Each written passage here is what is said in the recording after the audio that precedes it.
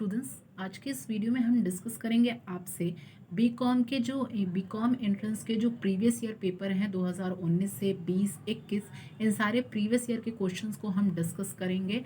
ठीक है। और क्या है कि ये सेशन जो है आपके किसी भी यूनिवर्सिटी की आप एंट्रेंस की तैयारी कर रहे हो, चाहे वो BHU का हो, चाहे इलाहाबाद यूनिवर्सिटी का हो, चाहे लखनऊ यूनिवर्सिटी का हो, और इसी पैटर्न पे सारे यूनिवर्सिटीज़ के क्वेश्चंस पूछे जाते हैं। अगर आप चैनल पर नए हैं तो चैनल को आप सब्सक्राइब करें, क्योंकि 100% सिलेक्शन आपको यहीं से मिलेगा और सारी चीज़ें आपको यहाँ पे फ्री ऑफ कॉस्ट मिलेगी। चाहे आप किसी भी यूनिवर्सिटी की एंट्रेंस की प्रिपरेशन कर रहे हो, चाहे BA, MSc, MA, MCOM, BLLB, किसी भी कोर्सेज के लिए, तो ये प्लेटफॉर्म आपके लिए बिल्कुल फ्री ऑफ कॉस्ट है। इसलिए अगर आप चैनल पर नए हैं तो चैनल को आप लाइक करें, शेयर करें और ज़्यादा से ज़्यादा सब्सक्राइब करें।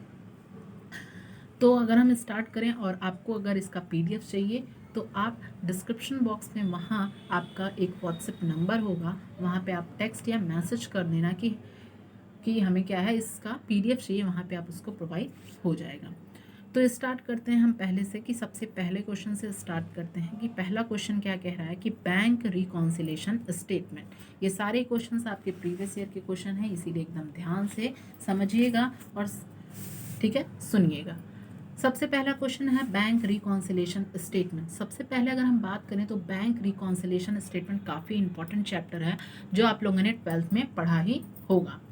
तो बैंक रिकॉन्सिलेशन स्टैंड फॉर क्या हम बोलते हैं, BRS। ठीक है, हम काफ़ी डिटेल में इसमें डिस्कस नहीं करेंगे, क्योंकि आपका ज़्यादा अगर हम डिस्कस किए तो फिर वीडियो लंबा हो जाएगा। तो बैंक रिकॉन्सिलेशन स्टेटमेंट जो है वो लेजर अकाउंट है, B है part of the cash book है, A है सेपरेट स्टेटमेंट है, कि ये सब डिवीजन ऑफ जर्नल है।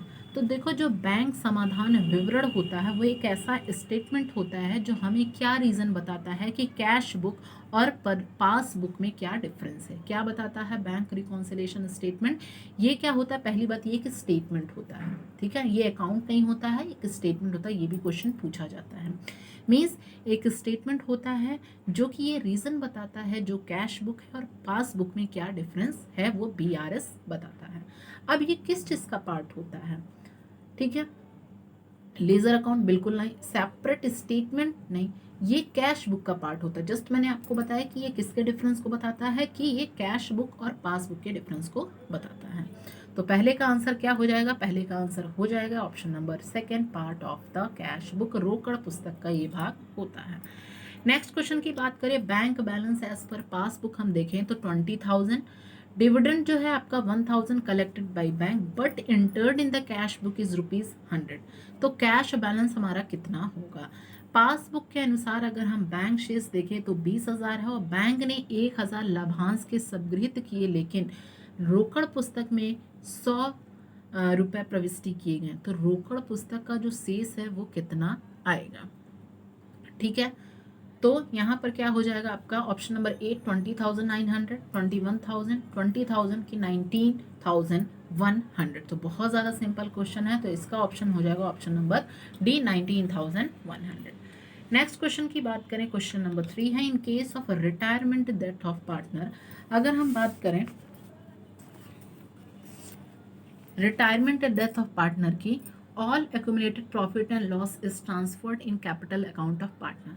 एक साझेदार के अवकाश प्राप्ति पर या मृत्यु होने की दशा में संचित जो लाभ होती हैं और हानि होती हैं, वो साझेदारी की पूंजी खाते में हस्तांतरित की जाती हैं। किस रेशियो में? उसके न्यू प्रॉफिट शेयरिंग रेशियो में, नए लाभ विभाजन अनुपात में, कि दूसरा है old profit sharing ratio means पुराने लाभ विभाजन अनुपात में, कि सी है कैपिटल रेशियो में, पूंजी अनुपात में, कि डी नन ऑफ दी 3। तो देखिए, आप लोगों ने पढ़ा होगा कि इन केस ऑफ किसी पार्टनर का रिटायरमेंट या डेथ हो जाता है तो जो प्रॉफिट लॉस होता है हम उसको ट्रांसफर करते हैं कैपिटल अकाउंट में, उसके पुराने वाले शेयरिंग रेशियो में। That is option number second. ठीक है, next question, question number 4।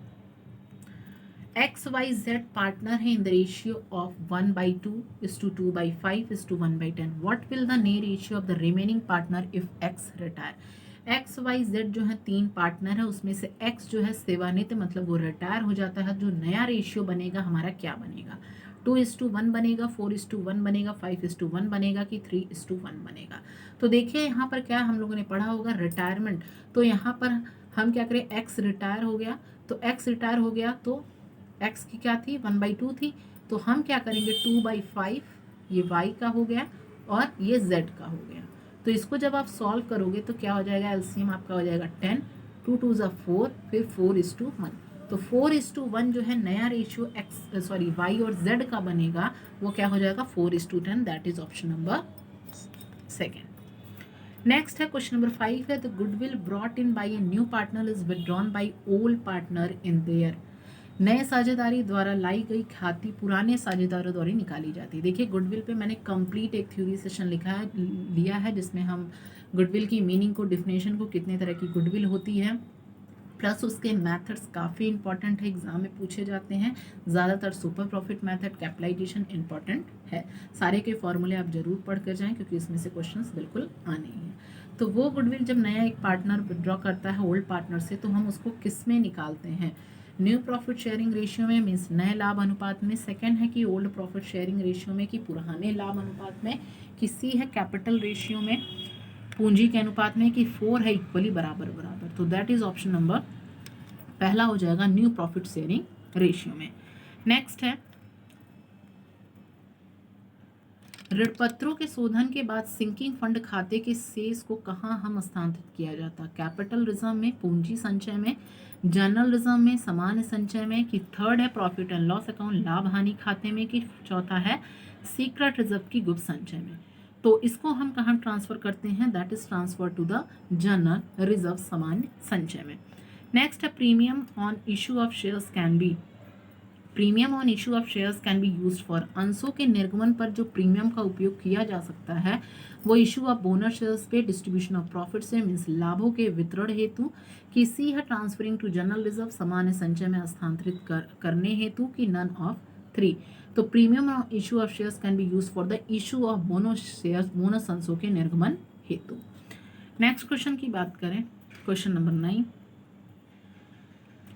When shares को हम फॉरफीट करेंगे तो कैपिटल अकाउंट डेबिट किया जाएगा। जब अंशों को जब्त किया जाता है तो जो पूंजी खाते को डेबिट किया जाता है उसके फॉरफीटेड अमाउंट से, मीन्स जब्त की गई राशि से। सेकंड है called up amount of shares पे, मीन्स अंशों के याचित राशि से। किसी उसके नॉमिनल वैल्यू ऑफ शेयर्स पे, कि अंशों के अंकित मूल्य से। कि लास्ट है paid up amount of shares पे। तो जब हम शेयर्स को फॉरफीट करते हैं, जब्त किया जाता है, तो कैपिटल अकाउंट को डेबिट किया जाता है। That is option number second, called up amount of shares से। नेक्स्ट क्वेश्चन नंबर 10 है, if preference shares are redeemed and premium, अगर हम प्रेफरेंस शेयर्स को रिडीम्ड करते हैं प्रीमियम को, देन सच प्रीमियम में बी प्रोवाइडेड आउट ऑफ, यदि अधिमान अंशों का शोधन प्रीमियम पर हो तो प्रीमियम का प्रावधान किया जा सकता है उसके शेयर फॉर फ्यूचर अकाउंट पे, मीन्स अंश जब्ती खाते से। सेकेंड है शेयर प्रीमियम अकाउंट से, अंश प्रीमियम खाते से। थर्ड है proceeds of fresh issue of shares, नए अंशों से प्राप्त धनराशि से। कि कैपिटल रिडेम्पशन रिजर्व अकाउंट से। तो 10th का आंसर हो जाएगा that is option number second, share premium account से, अंश प्रीमियम खाते से। नेक्स्ट क्वेश्चन नंबर 11 है, machine is purchased for 50,000 and depreciation can be provided annually according to the fixed instalment method. देखिए काफ़ी इंपॉर्टेंट क्वेश्चन है और इसमें से क्वेश्चन बिल्कुल आपको देखने को एग्जाम में मिलेंगे। तो फिक्स्ड इंस्टॉलमेंट मेथड में क्या मेथड होता है, the useful life of the machine is 10 years and residual value is 10,000, what is the rate of depreciation. काफ़ी सिंपल क्वेश्चन है, 8% होगा, 12%, 10 की 14%। तो ध्यान से इसको समझिए कि देखिए फॉर्मूला क्या होता है, जो डेप्रिसिएशन होता है हमारा,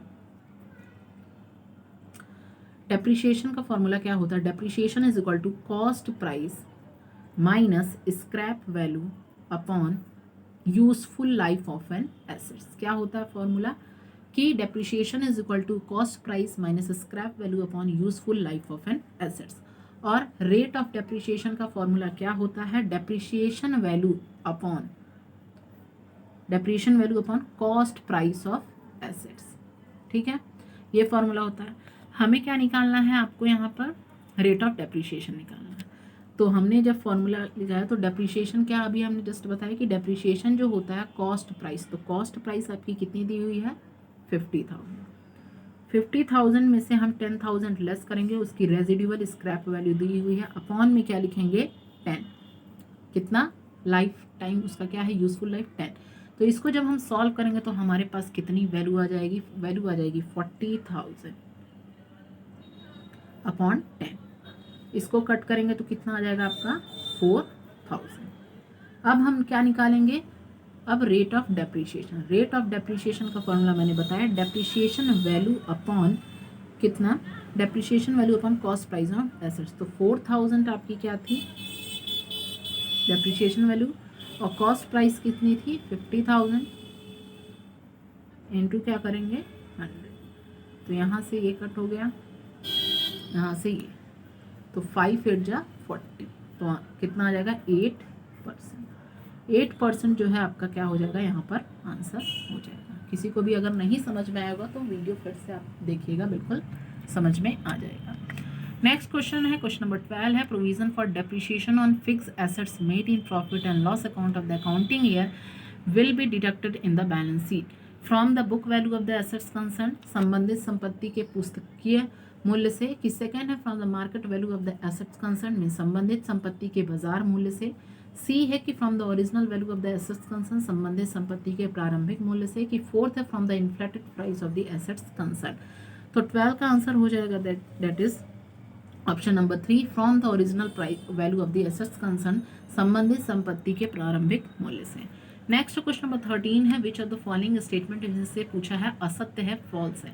पहला है कि reserve for bad debts to be made on debtors, means जो अशुद्ध ऋण हेतु होते हैं उसमें संचय देनदारों पर बनाई जाती है। दूसरा है जो आउटस्टैंडिंग एक्सपेंसेस होते हैं वो अपीयर्स करते हैं ट्राई बैलेंस में, is taken only at the balance sheet. मतलब अदत्त व्यय यदि तलपट में दिखाए गए हैं तो उसे चिट्ठे में लिखते हैं। सी है closing stock, it appears in the trial balance, is not taken to trading account. अंतरिम रहतिया यदि तलपट में दिखाया गया हो तो उसे व्यापार लेखा में नहीं लिखते हैं। और चौथा है valuation of closing stock at the end of the accounting year is done at cost price or the market price whichever is higher. मतलब लेखा वर्ष के अंत में अंतिम रहतियों का मूल्यांकन लागत मूल्य अथवा बाजार मूल्य दोनों में से जो अधिक हो उस पर किया जाए। तो इसका ऑप्शन हो जाएगा ऑप्शन नंबर 4। नेक्स्ट है द बैलेंस ऑफ जो सस्पेंस अकाउंट होता है उसको हम कहाँ दिखाते हैं, ट्रेडिंग अकाउंट, व्यापार खाते में, प्रॉफिट एंड लॉस अकाउंट, लाभ हानि खाते में। सी है बैलेंस शीट चिट्ठे में, नन ऑफ 3। तो जो बैलेंस होता है सस्पेंस अकाउंट का हम उसको कहाँ शो करते हैं, that is option number 3 balance sheet. मतलब बैलेंस शीट में उसके हम चाहे तो एसेट साइड में चाहे तो लायबिलिटी साइड में। नेक्स्ट है transactions relating to the sales of assets being entered in sales book, it is an example of. संपत्तियों के जो विक्रय से संबंधित जो लेन देन होते हैं उसमें विक्रय पुस्तक में लिख दिया गया है। यदि एक उदाहरण है error of principle, error of omission mean सिद्धांत की अशुद्धि से, भूल की अशुद्धि से, हिसाब की अशुद्धि से, एरर ऑफ काउंटिंग से, कंपनसेटिंग एरर से।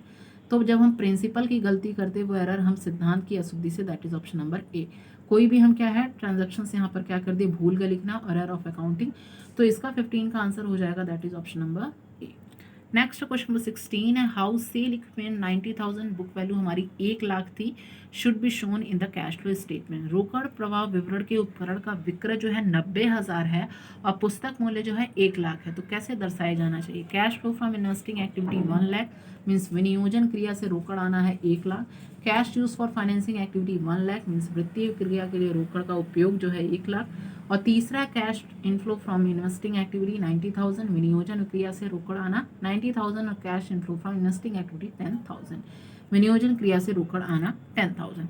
तो ये 16 का आंसर हो जाएगा that is option number 3 cash flow from investing activities.